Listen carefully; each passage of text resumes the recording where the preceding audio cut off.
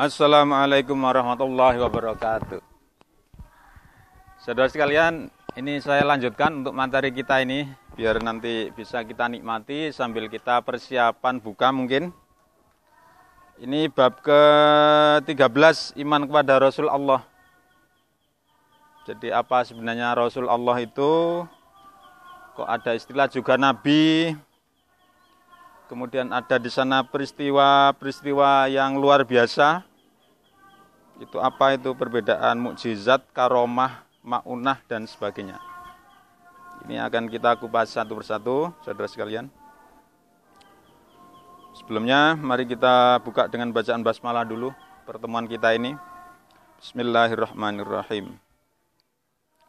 Anak-anak sekalian, dalam Islam itu pondasi untuk yang menjadi pondasi kehidupan iman seseorang itu adalah disebut dengan iman, keyakinan. Nah, di antaranya rukun iman yang harus kita yakini adalah iman adanya Rasul Allah. Di dalam Al-Quran sendiri disebutkan ada 25 Rasul, Nabi dan Rasul itu, yang semuanya itu kemudian wajib kita imani keberadaan mereka karena mereka disebutkan dalam Al-Quran. Kita mengimani keberadaan mereka itu berarti bagian dari iman kita kepada Al-Quran. Iman kita kepada adanya Rasul. Apa makna iman itu? Ulama mendefinisikan iman adalah keyakinan. Iman itu bukan hanya pengakuan di dalam hati, akan tetapi juga membenarkan dengan lisan dan kemudian mengamalkan dengan perbuatan.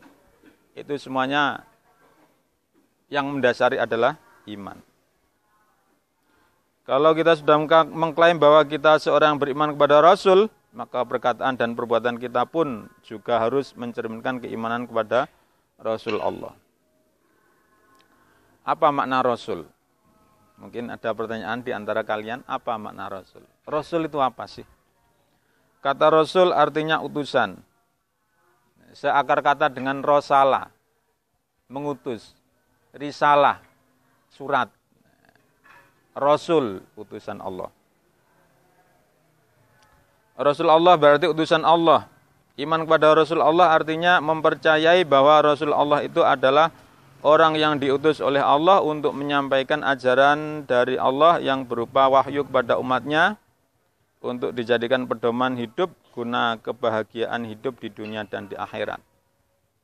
Hal ini didasarkan pada firman Allah yang berbunyi, A'udzubillahi minasyaitonirrajim, Bismillahirrahmanirrahim.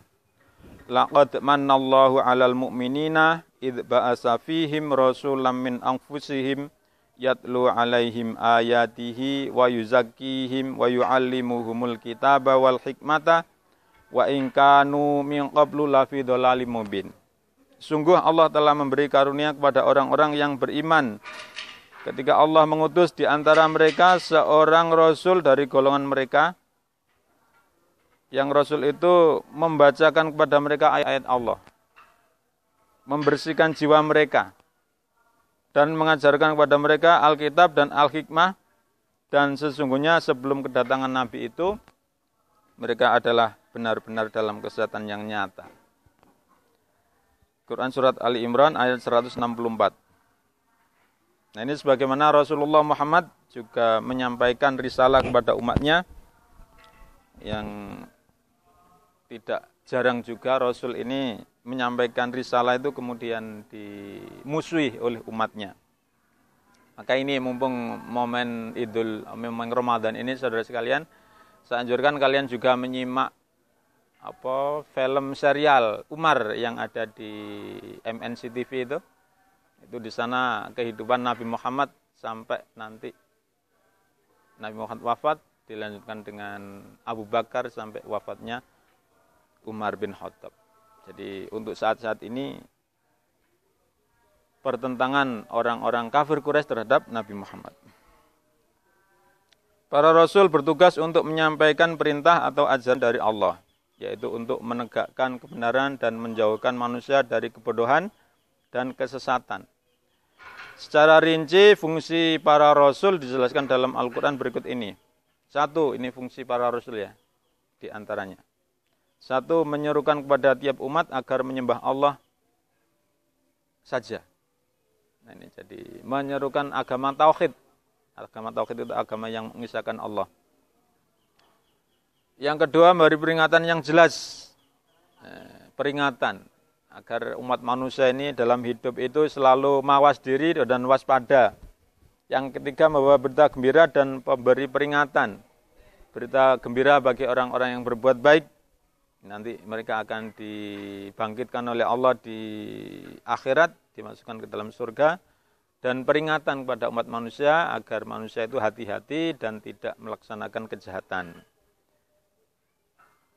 Yang keempat, menyuruh menyembah kepada Allah agar menjadi pribadi yang takwa. Nah, yang kelima, membawa berita gembira dan peringatan. Dalam surat Al-Fat ayat 8 ini. Menganjurkan kepada manusia agar beriman.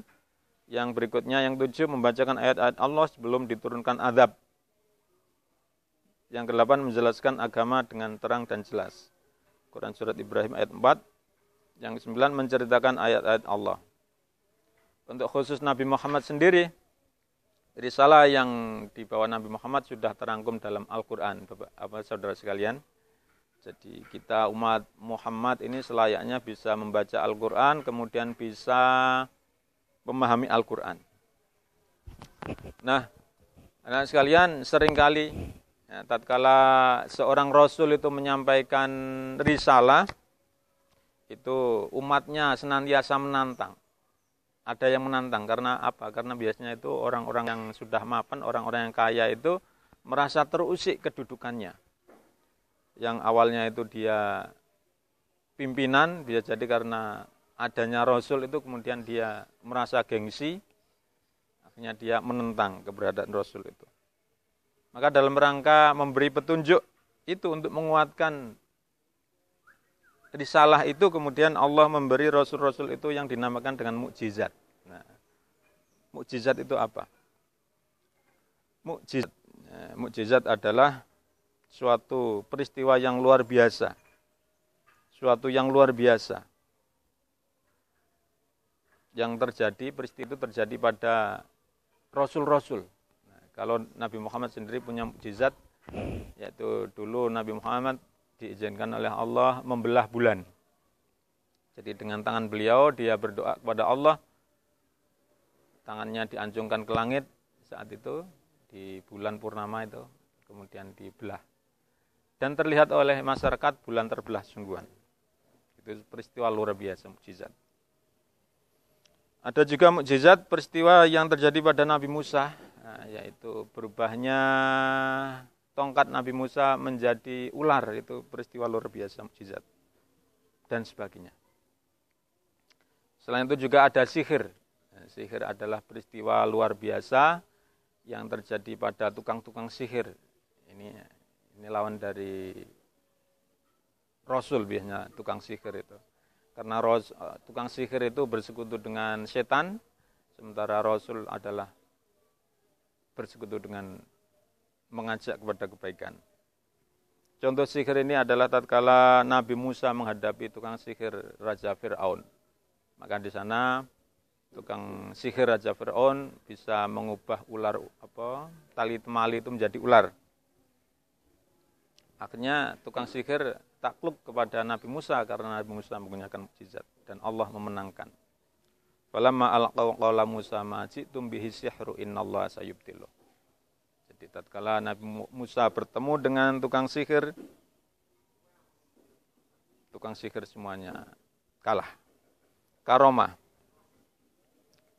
Karomah secara bahasa adalah anugerah, kemuliaan, kemurahan hati, perlindungan dan pertolongan Allah kepada seorang hamba karena kesolehannya. A'udzubillahi minasyaitonirrajim. Bismillahirrahmanirrahim. Inna akramakum indallahi atqakum. Innallaha alimun khabir. Sesungguhnya orang-orang yang paling mulia di antara kamu di sisi Allah ialah orang yang paling bertakwa di antara kamu. Sesungguhnya Allah Maha mengetahui lagi Maha mengenal. Ini dasar adanya pengambilan istilah karomah.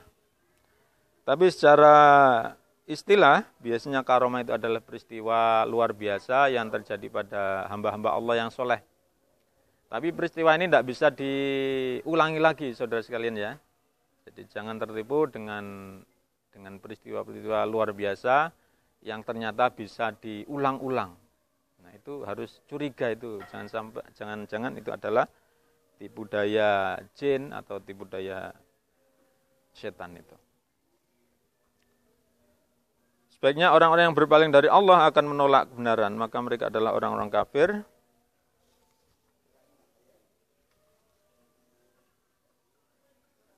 Beberapa contoh karomah dalam Al-Quran diantaranya ini peristiwa-peristiwa adanya karomah.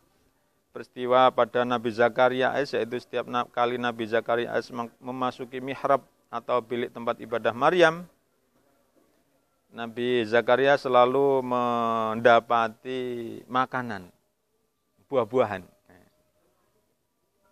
Itu kemudian didefinisikan oleh para ulama sebagai karomah Siti Maryam itu. Ada juga peristiwa Ashabul Kahfi, yaitu pemuda yang tinggal dalam gua selama 309 tahun. Jadi dulu di surat Al-Kahfi itu ada pemuda yang lari karena dikejar oleh penguasa yang dolim. Kemudian dia berdoa kepada Allah dan akhirnya Allah menyelamatkan mereka dengan menidurkan mereka di gua. Sampai berlangsung selama 309 tahun. Ini dalam surat Al-Kahfi ayat 25. Seorang yang punya ilmu dari kitab dapat memindahkan singgasana Ratu Bilqis dari negeri Sabak ke hadapan Nabi Sulaiman.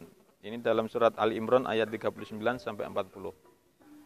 Jadi orang yang berilmu itu lebih canggih dari jin, gitu ya. Ini terbukti saat dulu Nabi Sulaiman membuat sayembara itu. Siapa yang bisa memindahkan singgasana Ratu Bilqis? Jin dari golongan Ifrit kemudian menyanggupi. Saya akan memindahkan sebelum kau bangkit dari tempat dudukmu, wahai Sulaiman, wahai baginda Raja Sulaiman gitu. Kemudian ada hamba Allah yang berilmu, punya hikmah, punya karomah, diberi oleh Allah karomah. Saya akan memindahkan sebelum engkau berkedip. Jadi ini adalah karomah dari Allah. Ini ada bahasan tentang sihir. Yang ketiga ini sihir. Sihir dari kata Arab yang berarti tipu daya, pesona. Sihir adalah jampi-jampi, mantra, dan penolak balak yang diberikan untuk memalingkan hati seorang atau merusak dan mengubah jasadnya. Beberapa macam sihir yang disebut dalam Al-Quran. Jadi tentang adanya sihir ini saudara sekalian, sampai saat ini ada namanya sihir itu.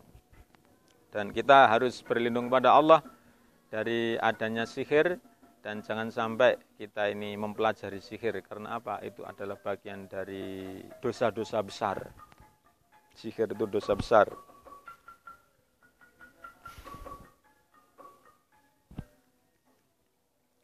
Istidraj secara bahasa berarti jaroda yang artinya naik dari satu tingkatan ke tingkatan selanjutnya.